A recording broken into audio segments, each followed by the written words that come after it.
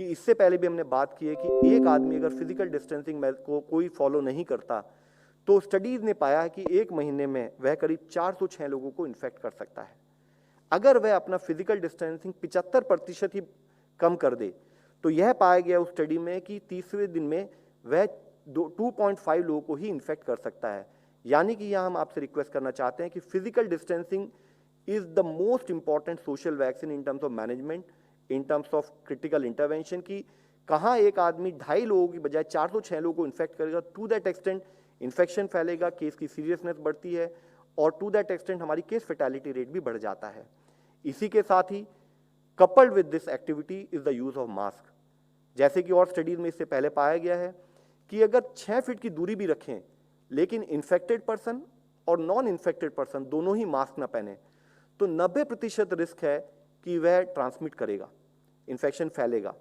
लेकिन अगर 6 फीट की दूरी रखते हुए दो लोग बोथ कोविड पॉजिटिव और कोविड नेगेटिव पर्सन वह अगर मास्क पहने तो इन्फेक्शन का रिस्क नेग्लिजिबल हो जाता है।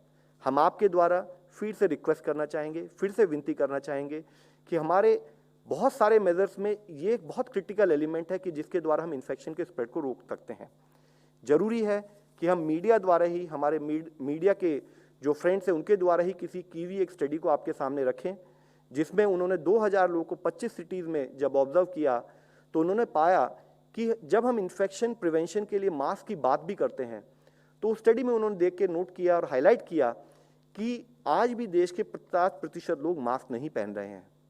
जो पहनते हैं यानी कि जो 50% लोग मास्क पहनते हैं उसमें से 64% लोग माउथ को कवर करते हैं लेकिन नोज को नहीं कवर करते। कुछ लोग उसको चिन पर लगा कर रखते हैं, कुछ लोग मास्क को गले पर लटका कर रखते हैं।